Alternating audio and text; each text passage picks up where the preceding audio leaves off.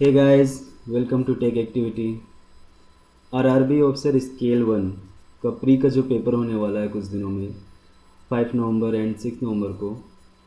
तो exam day में आपको क्या स्ट्रेटजी अपनानी चाहिए जिससे कि आपका टाइम भी ज़्यादा ज़ाया ना हो और आप अच्छे स्कोर भी कर सकें। उसके लिए मैं आपको टिप्स बताने वाला हूँ।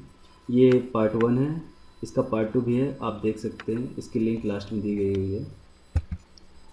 तो आइए हम देखते हैं कि IBPS RRB ऑफिसर स्केल 1 का जो पेपर रहा है 2015 का, वो किस तरह का पेपर रहा है, उसका मेथड क्या रहा है, उसके हिसाब से हम चूज़ करते हैं हमें कैसे सॉल्व करना है। इसके लिए टाइमिंग हमें 45 मिनट्स मिलती है। तो आप यहाँ से ही समझ सकते हैं 30 to 35 will be more than enough for us to crack the exam. तो आपको डिवाइड करना है पहले तो रीजनिंग और एफटी में, कि कितना टाइम आपको रीजनिंग देना है, कितना एफटी में देना है। एफटी टाइम टेकिंग रहता है, इसलिए रीजनिंग में आपको स्कोर ज़्यादा करना पड़ेगा, एफटी में आप कम भी करें लेकिन कट ऑफ के ऊपर करें। तो रीजनिंग का हम देखते हैं। पहले ही क्वेश्चन दे दिया जाता है सिटिंग अरेंजमेंट का। ये मेनली लोगों को फंसाने के लिए दिया जाता है ताकि लोग अटक करके आगे क्वेश्चन सॉल्व ना कर पाएँ। आप कतई सिटिंग अरेंजमेंट का क्वेश्चन अटेम्प्ट ना करें। मेरी सलाह है आपको, आप सिटिंग अरेंजमेंट को क्रॉस करके अगले क्वेश्चन पे आए।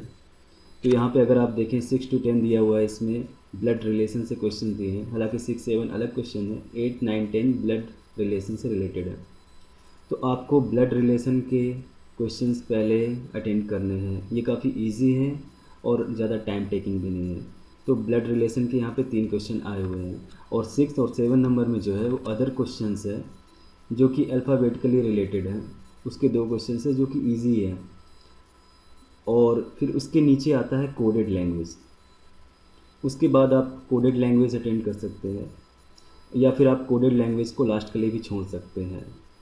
तो अगर आप यहाँ पे देखें, ब्लड रिलेशन 3 नंबर का आया हुआ है, अदर्स 6 7 नंबर क्वेश्चन 2 नंबर के आए हुए हैं, और जो 11 to 15 है कोडेड लैंग्वेज से रिलेटेड, ये 5 नंबर्स के आए हुए हैं। तो टोटल होता है यहाँ पे 10। आगे देखते हैं, ये 11 से 15 कोडेड लैंग्वेज का ही है तो हम इसको आगे नहीं गिनेंगे। 16 to 18 इनइक्वालिटी के क्वेश्चन आए हुए हैं। इसके बाद आपको ये क्वेश्चन अटेम्प्ट करने हैं 16 to 18।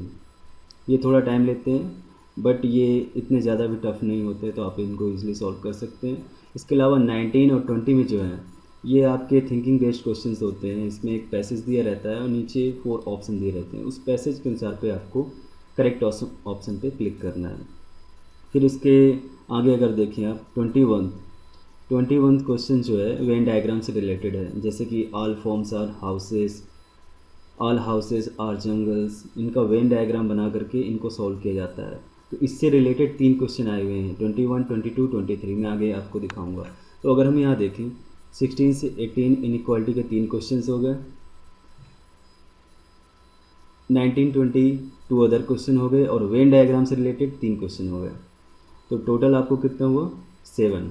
अर्लियर हमने 10 क्वेश्चंस काउंट किए थे, अब 7 हो गए, टोटल हो गए 17 क्वेश्चंस यहाँ तक आप सॉल्व कर चुके होंगे और ये ज़्यादा टाइम टेकिंग भी नहीं है। ये 22 23 आगे अगर आप देखें 24 से 29 जो क्वेश्चन दिया हुआ है ये अगेन अरेंजमेंट से रिलेटेड है, तो आपको यहाँ पे भी नहीं फंसना है।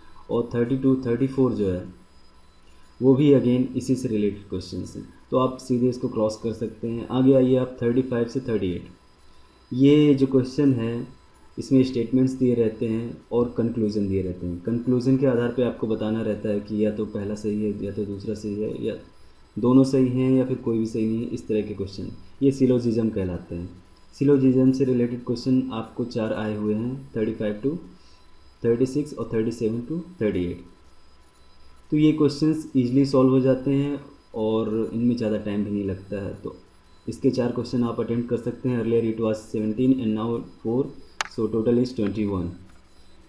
और 39 क्वेश्चन एंड 40 क्वेश्चंस अगेन ये स्टेटमेंट बेस्ड है। स्टेटमेंट दिया रहेगा, पैसेज दिया रहेगा और आपको करेक्ट ऑप्शन चूज़ करना है। ये ज़्यादा टाइम भी नहीं लेते हैं। तो टोटल क्वेश्चंस आपके होते हैं 23 इनको ऐड करके।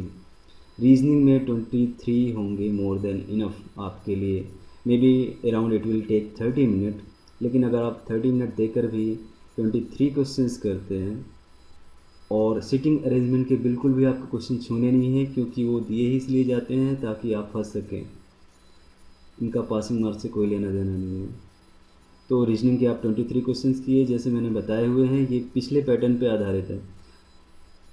एप्टीट्यूड के लिए आपके पास बचेगा 15 मिनट्स, जिसमें आपको 10 to 12 क्वेश्चंस करने हैं। अगर आप 10 क्वेश्चंस भी कर लेते हैं तो टोटल होंगे आपके 23 और 10 33, जो कि क्रैक करने के लिए बहुत है। एप्टीट्यूड के लिए मैं आपको अगले वीडियो में बताऊंगा कि आपको क्या अटेंड करना चाहिए, क्या नहीं करना चाहिए। Thank you for watching, keep watching the channel tech activity. आगे के वीडियोस के लिए इस चैनल को लाइक एंड सब्सक्राइब करें। चैनल सब्सक्राइब करने से आप हमारे वीडियो से जुड़े रहेंगे और नए अपडेट्स पाते रहेंगे।